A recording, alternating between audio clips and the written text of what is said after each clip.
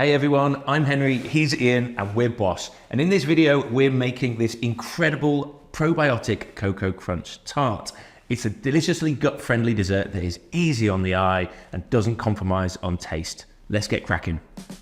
Consumers are increasingly looking for functional foods which can support health concerns. When it comes to desserts, the health concern that consumers are most looking to address is their gut health. This Probiotic Coco Crunch Tart is not only tasty, but is also made from ingredients which can support gut health. We're adding almonds to this dish as they have a strong nutritional profile and are one of the most researched ingredients, with more than 200 studies showing they can support a number of health concerns, including gut health. In fact, recent research found that almond consumption could be linked to a healthier gut. We've combined ours with oats, cacao and more to add crunch and texture to our tart crust.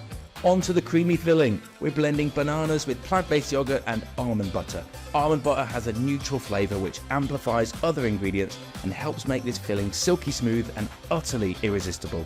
Pour your Coco Crunch filling mixture into the almond crust to freeze and it's ready to serve.